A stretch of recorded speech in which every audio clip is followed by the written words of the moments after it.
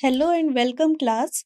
So last class में हमने mirror topic को पढ़ा था एंड हमने समझा कि मिरर क्या होता है, उसकी डेफिनेशन क्या होती है, फिर हमने उससे रिलेटेड टर्मोलॉजीज के बारे में पढ़ा था। ठीक है, एंड आज की क्लास में हम थोड़ा सा मिरर के बारे में पढ़ेंगे एंड कुछ क्वेश्चंस को प्रैक्टिस करेंगे ताकि अभी तक हमने स्टार्टिंग से जो इस चैप्टर में पढ़ते आए हैं उसको हम याद कर सके, मेमोराइज कर सके और चेक कर सके कि हमें कितनी चीज़ें याद हुई है। तो हम स्टार्ट करते हैं। So some terms related to spherical mirror, ये हमारा टॉपिक लास्ट क्लास में चल रहा था एंड अब हम क्या करेंगे, बात करेंगे अच्छे से focus of concave mirror and focus of convex mirror. Last class में मैंने आपको वर्बली एक्सप्लेन कर दिया था कि दो टाइप के मिरर होते हैं, कॉनकेव, केव जैसा शेप होता है, एंड कॉन्वेक्स। ओके, कॉनकेव का अपोजिट। कॉनकेव मिरर में क्या होता है, अगर हम सारी की सारी पैरेलल लाइंस को भेजें तो वो किसी एक पॉइंट पे जाके रियली में इंटरसेक्ट करती है और यही पॉइंट हमारा फोकस कहलाता है। वहीं अगर कॉन्वेक्स के बारे में बात करें, कॉनकेव, कॉन्वेक्स, कॉन्वेक्स के बारे में बात करें तो लाइंस क्या हो जाती है, एक दूसरे से दूर जा रही होती है। तो लाइन एक्चुअली में कभी इंटरसेक्ट नहीं करती है, बट हमें फील होता है कि अगर लाइन को एक्सटेंड किया जाता तो वो यहाँ पर वर्चुअली मीट कर सकती थी। तो ये क्या हो गया, फोकस ऑफ कॉन्वेक्स मिरर हो गया। उसी को ही आज हम प्रॉपर डेफिनेशन में पढ़ते हैं। ओके, तो यहाँ पर मैंने पॉइंट लिख रखा है, अ parallel beam of light after reflection from a concave, ये रिफ्लेक्शन लिखा हुआ है, after reflection from a concave mirror converges, ठीक है, कन्वर्ज हो जाती है at a point in front of mirror. Mirror के फ्रंट में क्या होता है, सारी की सारी जो पैरेलल लाइंस है वो एक पॉइंट पे कन्वर्ज हो जाती है। ओके, और उसी पॉइंट को हम क्या कह देते हैं, फोकस कह देते हैं। ये जो पॉइंट है एफ, फोकस है कॉनकेव मिरर का, और ये क्या है, रियल है। आपको अब तक क्लियर हो चुका होगा कि रियल क्यों है। रियल इसलिए है क्योंकि लाइन एक्चुअली में इंटरसेक्ट कर रही है। ओके, वहीं अगर हम बात करें focus of convex mirror, convex mirror, a parallel beam of light after reflection from a convex surface क्या हो जाती है, डाइवर्ज हो जाती है and rays do not meet. ठीक है, क्या होती है, डाइवर्ज हो जाती है, आती हैं और एक दूसरे से दूर भाग जाती हैं लाइंस। तो रेज कभी भी एक्चुअली में मीट नहीं कर रही होती है। हाउएवर, ठीक है, ऑन प्रोड्यूसिंग बैकवर्ड, अगर हम इन लाइट रेज को बैकवर्ड प्रोड्यूस करें, the ray appears to meet, तो हमें लगता है कि रे मिल रही होंगी मिरर के पीछे किसी एक स्पेसिफिक पॉइंट पे, एंड उसी पॉइंट को हम फोकस कह देते हैं। और ये कैसी इमेज जो फोकस होगा वो कैसा होगा, वर्चुअल फोकस होगा। कैसा होगा, वर्चुअल। आपको क्लियर होगा कि मैं वर्चुअल क्यों बोल रही हूँ, क्योंकि रेस एक्चुअली में मीट नहीं कर रही है। हमें लग रहा है कि अगर लाइन को पीछे की साइड खींचते हम तो वो मीट कर जाती। ओके, तो रियल है, तो कॉनकेव का फोकस रियल है, बट कॉन्वेक्स का जो फोकस है वो कैसा है, वर्चुअल है। कॉनकेव का जो फोकस है वो मिरर के आगे की साइड है, कॉन्वेक्स का जो फोकस है वो मिरर की पीछे की साइड है। ओके, कॉनकेव में सारी की सारी लाइंस जो होती है वो कन्वर्ज करती है, कॉन्वेक्स में डाइवर्ज करती है। ओके, ये सब पॉइंट्स आपको समझ में आ गए होंगे। हमें चीजें मेमोराइज नहीं करनी है, हमें चीजें समझनी है ताकि हमें मिरर जैसे ही दिखे हमारे दिमाग में ये जो डायग्राम्स है ये अपने आप ही बनना शुरू हो जाए। ओके, एंड जैसे ही ये डायग्राम्स आपके ब्रेन में बनना शुरू हो गया तो कोई भी क्वेश्चन आपके लिए मुश्किल नहीं होगा, आप इजीली सॉल्व कर पाओगे, हर कॉन्सेप्ट इजीली समझ पाओगे। तो आपको इतनी सारी चीजें याद करने की जरूरत नहीं है, आपको सिर्फ जो मेन याद रखना है वो है इन डायग्राम्स को। ओके, तो अब हम आगे चलते हैं। ये डायग्राम्स मैंने प्रॉपरली बना के दिखा दिए हैं। कॉनकेव मिरर में parallel lines I and focus पे मीट करी। वहीं कॉन्वेक्स मिरर में पैरेलल लाइंस आई एंड एक दूसरे से वो डाइवर्ज कर रही हैं, बट अगर इन लाइंस को जो रिफ्लेक्टेड लाइंस है, इसको अगर हम पीछे की साइड एक्सटेंड करते तो हमें दिख रहा है कि ये लाइंस एक ही पॉइंट पे इंटरसेक्ट कर रही हैं एंड यही पॉइंट क्या कहलाता है, focus of convex mirror. Okay, तो ये प्रॉपर डायग्रामेटिक फॉर्म में हमने यहाँ पर आपको शो करके दिखाया है, focus of concave mirror, focus of convex mirror. तो अब हम आगे चलते हैं एंड अब हम स्टार्ट करते हैं डेली प्रैक्टिस प्रॉब्लम। इसमें हम क्या कर रहे हैं, पूरे के पूरे चैप्टर में अभी तक जितने भी हमने टॉपिक्स पढ़ लिए हैं उससे रिलेटेड क्वेश्चंस को देखते हैं, ताकि आपको क्लियर रहे कि आपने कितने टॉपिक्स पे आपकी अच्छी होल्ड बनी हुई है। तो क्वेश्चन है, the path along which light travels, ठीक है, in a homogeneous medium is called. ठीक है, वो पाथ जिस पे लाइट ट्रेवल करती है किसी भी होमोजीनियस मीडियम में, उसको क्या कहा जाता है? Beam of light, ray of light, pencil of light, none of these. इनमें से कौन सा ऑप्शन आपके अकॉर्डिंग करेक्ट होगा? And the correct option is ray of light. उसे क्या कहते हैं? रे ऑफ लाइट कहते हैं। नेक्स्ट क्वेश्चन है, a thin layer of water is transparent but very thick layer of water is, ठीक है, एक पतली सी लेयर वाटर की, उसको हम अगर ट्रांसपेरेंट कहते हैं तो बहुत ज्यादा ही थिक लेयर ऑफ वाटर क्या कहलाएगी? हम लोगों ने ट्रांसपेरेंट, ट्रांसल्यूसेंट, ओपेक सबकी डेफिनेशन पढ़ रखी है, तो इस क्वेश्चन का आंसर आपके अकॉर्डिंग क्या होगा? अगर thin layer of water transparent है तो थिक लेयर ऑफ वाटर क्या होगी? Options are translucent, opaque, most transparent, none of these. Correct answer आपके अकॉर्डिंग क्या है? And the correct answer is translucent. Okay, A option. Transparent की definition क्या थी? कि मैक्सिमम लाइट पास हो जाए उस ऑब्जेक्ट से। ट्रांसल्यूसेंट की डेफिनेशन क्या थी? कुछ पार्ट ऑफ लाइट पास हो जाए, जैसे कि मैंने एग्जांपल दिया था पेपर का। एंड ओपेक की डेफिनेशन क्या थी? कोई भी लाइट पास ना हो सके उस ऑब्जेक्ट से। तो thick layer of water translucent की कैटेगरी में आएगा। आगे चलते हैं अब हम। ओके, क्वेश्चन कह रहा है, एयर इज नॉट विजिबल। हमें एयर क्यों नहीं दिखाई देता? पहला ऑप्शन है is because it is a perfectly transparent substance.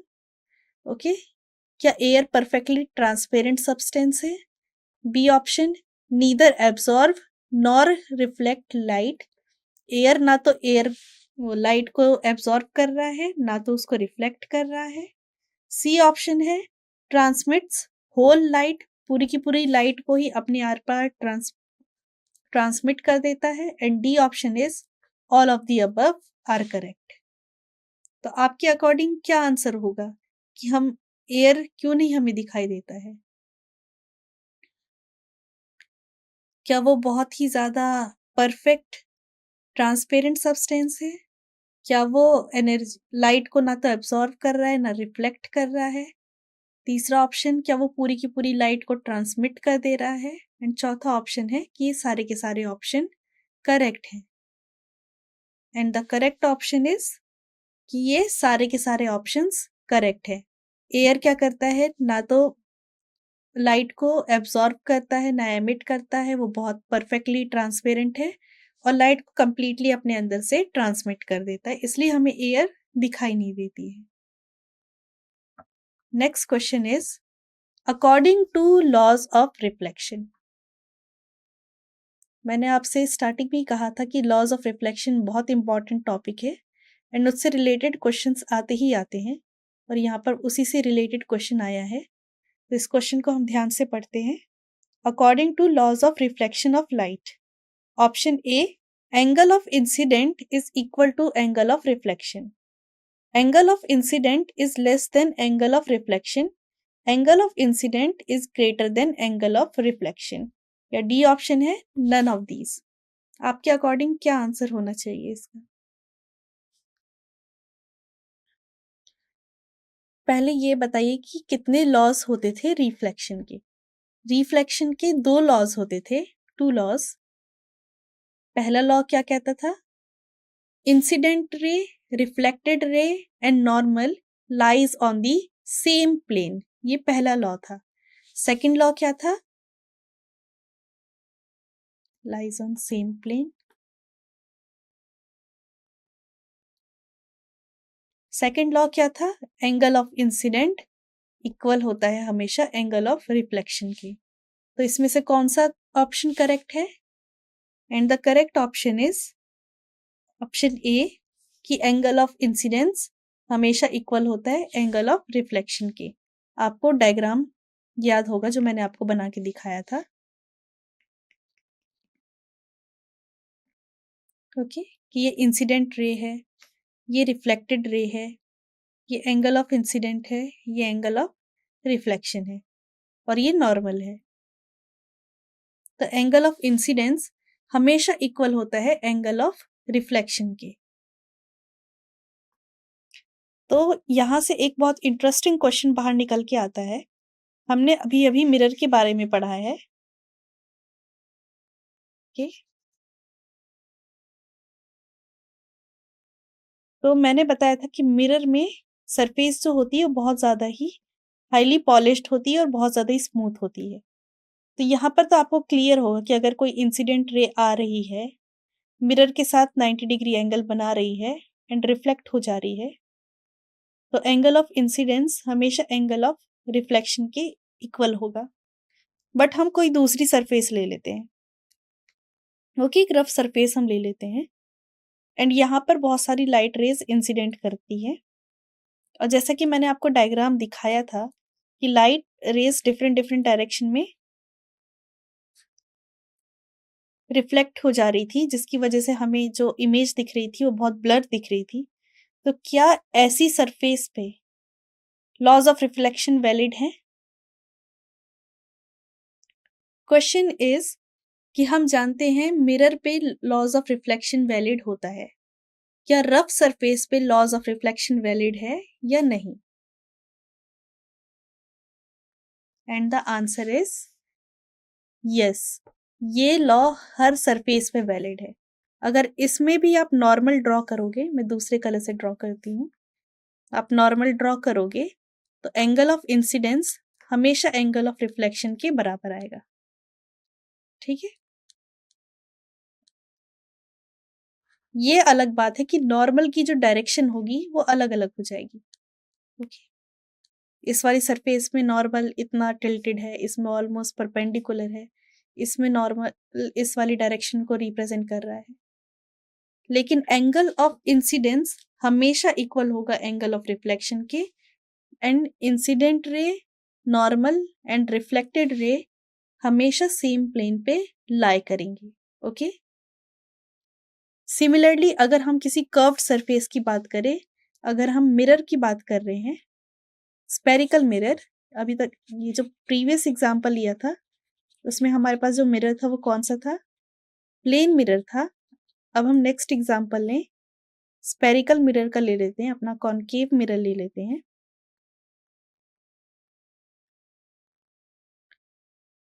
तो इस मिरर में भी जब लाइट आ रही है एंड लाइट कन्वर्ज हो रही है फोकस पे, तब भी angle of incident angle of reflection के हमेशा बराबर होगा।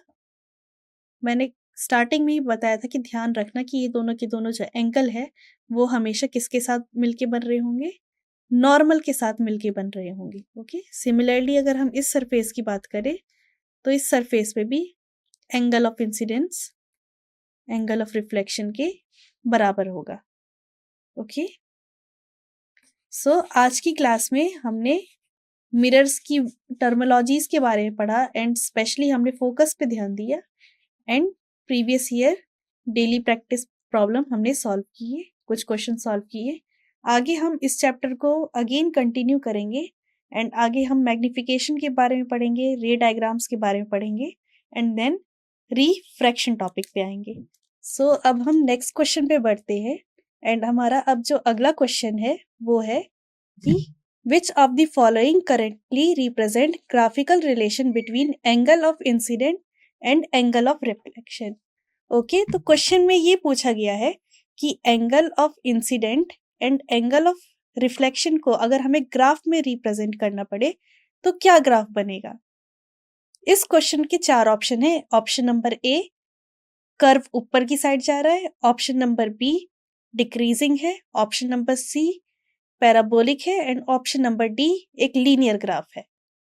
ओके तो इस क्वेश्चन को सॉल्व करने के लिए आपको पहले तो इन दोनों क्वांटिटीज के बीच में रिलेशन पता होना चाहिए।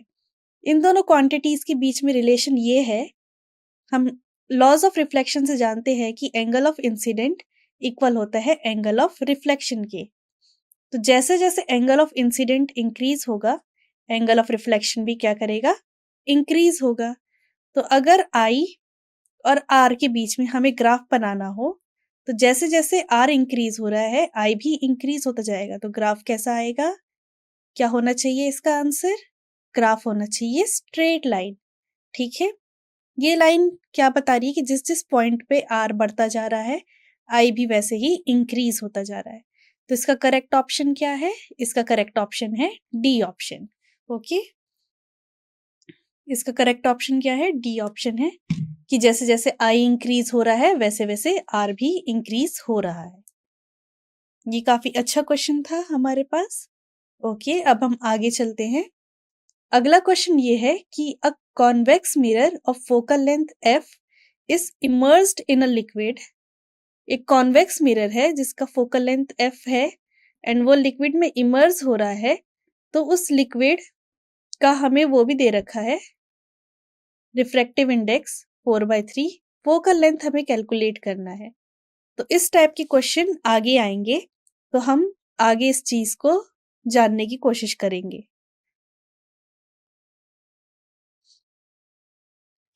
नेक्स्ट क्वेश्चन है कि एक रे है लाइट का जो प्लेन मिरर पे इंसिडेंट हो रहा है। Okay at an angle theta. The angle between incident and refractive ray is 80 degree. Incident और रिफ्रैक्टिव के बीच में जो एंगल है वो 80 डिग्री है। तो हमसे पूछा है कि थीटा की वैल्यू क्या होगी। बहुत अच्छा क्वेश्चन है। इसी टाइप के क्वेश्चन आपके 10th क्लास में NTSC के एग्जाम्स में आते हैं। ओके आपके अकॉर्डिंग आंसर क्या होगा जब सारे की सारी चीजें आपकी आंखों के सामने है। क्वेश्चन में ये पूछा गया है कि plane mirror ray of light is incident on a plane mirror. Plane mirror पे एक लाइट इंसिडेंट हो रही है एंगल थीटा पे। If the angle between incident and refractive ray is 80 degree. Okay पहले आप देखिए कि एंगल थीटा किस किस के बीच में है। A ray of light incident on a plane mirror at an angle theta. तो ये एंगल थीटा है कि ये एंगल थीटा है, कौन सा एंगल थीटा होना चाहिए आपके अकॉर्डिंग। एंड सेकेंड लाइन जो लिखी है, the angle between incident and reflected raise 80 degree. Incident और रिफ्रैक्टिव के बीच में जो एंगल है वो 80 डिग्री है। तो थीटा क्या होना चाहिए। सबसे पहली चीज तो हमें पता है कि एंगल ऑफ इंसिडेंट इक्वल होता है एंगल ऑफ रिफ्लेक्शन के। तो हमें पता है कि ये वाला एंगल कितना हो जाना चाहिए, अगर ये पूरा 80 है तो ये इतना कितना हो जाना चाहिए, आधा हो जाना चाहिए। ओके तो ये 40 हो जाना चाहिए, ये 40 हो जाना चाहिए। और ये जो एंगल होगा ये कितना होगा,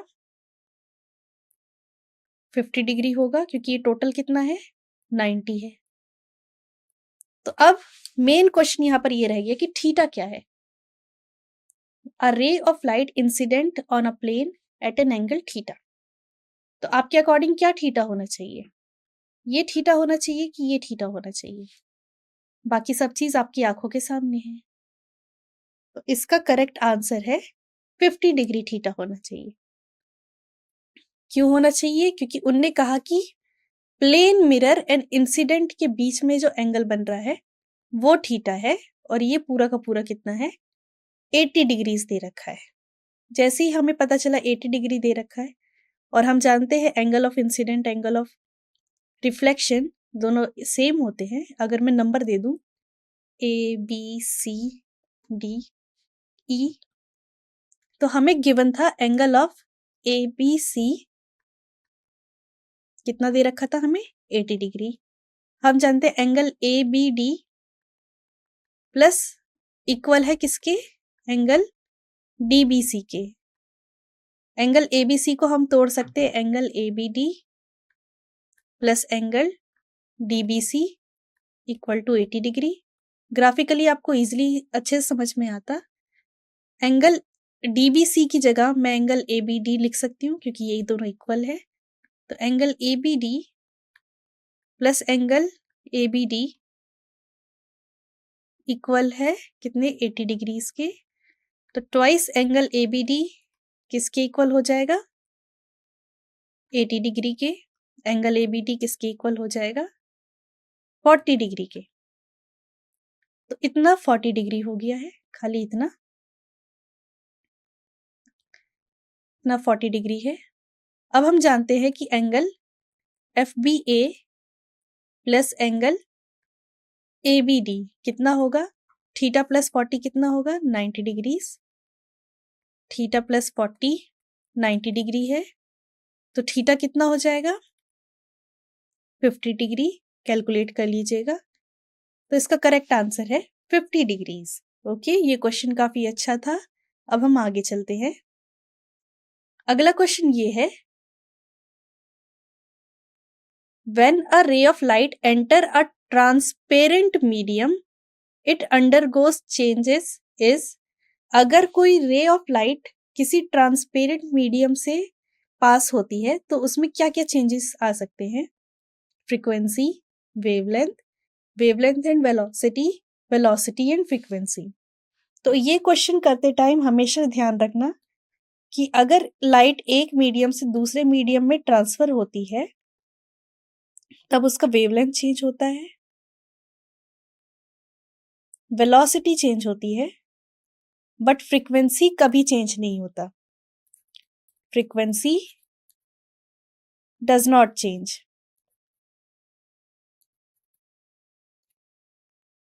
ओके, तो इसका करेक्ट आंसर आपके अकॉर्डिंग क्या होगा। मैंने आपको क्वेश्चन से रिलेटेड हर एक चीज के बारे में बता दिया है कि जब एक लाइट रे एक मीडियम से दूसरे मीडियम में ट्रांसफॉर्म होती है तो वेवलेंथ चेंज हो जाता है, उसका वेलोसिटी चेंज हो जाती है, बट फ्रीक्वेंसी कभी चेंज नहीं होती है।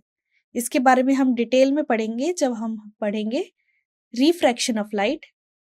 सो आंसर इसका करेक्ट क्या होना चाहिए, इसका करेक्ट आंसर होना चाहिए wavelength and velocity both will change. Okay okay, तो अब हम नेक्स्ट क्वेश्चन पे चलते हैं।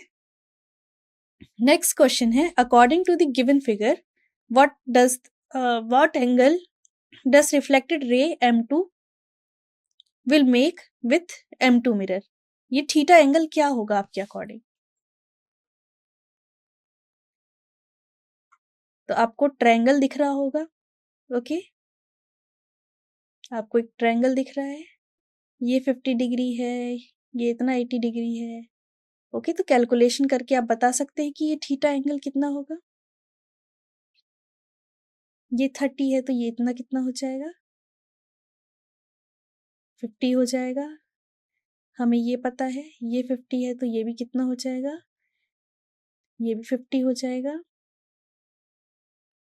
तो ये एंगल कितना होगा आपके अकॉर्डिंग 30 प्लस सॉरी 60 हो जाएगा, क्योंकि 90 डिग्रीज बन रहा होता है ना हमेशा।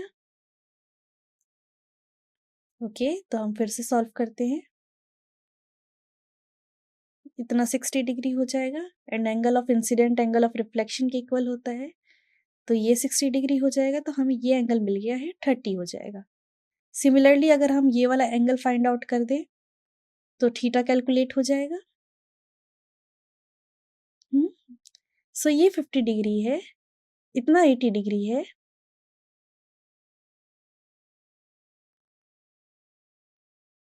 इतना 80 डिग्री है, तो ये छोटा सा एंगल कितना होगा ओके 10 डिग्रीज होगा, बिकॉज नॉर्मल हमेशा 90 होता है।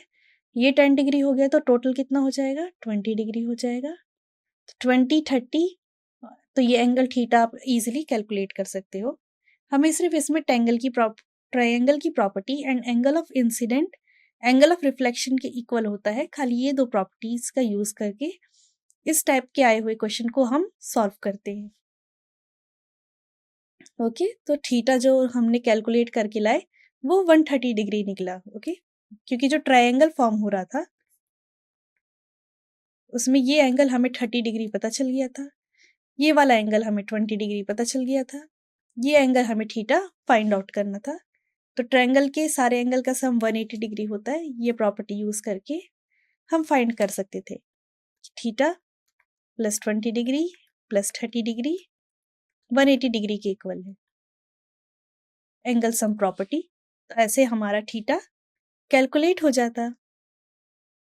नेक्स्ट क्वेश्चन अगले क्वेश्चन की तरह ही है, पिछले क्वेश्चन की तरह, कि दो मिरर एक दूसरे के पैरेलली प्लेस करे गए हैं। ये एंगल थीटा है। What is the angle made by M1 after third reflection. ये एंगल थीटा हमें फाइंड करना है। तो आपके अकॉर्डिंग क्या होना चाहिए? ये 30, ये 30, तो ये एंगल कितना कितना होना चाहिए आपके अकॉर्डिंग? 60 डिग्री होना चाहिए।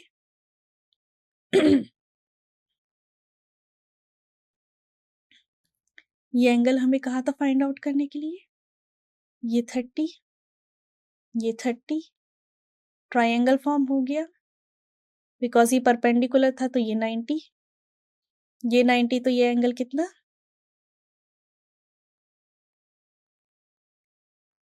बताइए आप, क्या होना चाहिए? ये एंगल 60 होना चाहिए क्योंकि ट्रायंगल सम के अकॉर्डिंग कितना ये 60 होगा। तो एंगल हम जो फाइनल आंसर हमारा आएगा वो आएगा 60 डिग्रीज। ओके, ये लास्ट क्वेश्चन हम अब करने जा रहे हैं।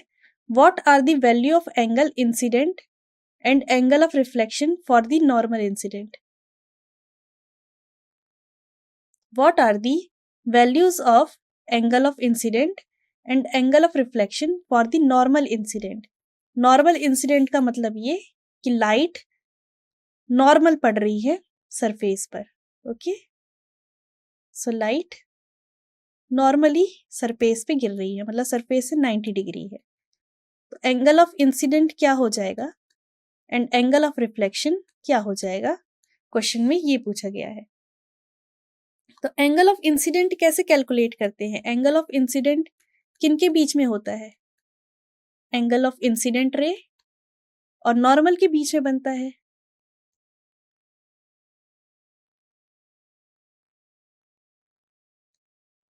Okay, angle of incidence and normal line एक दूसरे के ऑलमोस्ट पैरेलल ही हो चुकी है। तो एंगल उनके बीच में कितना होगा? उनके बीच में एंगल होगा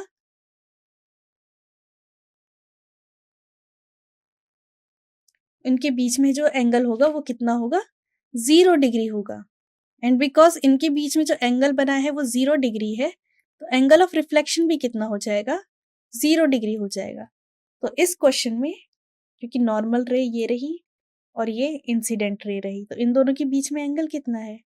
0 डिग्री है। और angle of reflection angle of incident के हमेशा इक्वल होता है, तो ये भी कितना हो जाएगा? 0 डिग्री हो जाएगा।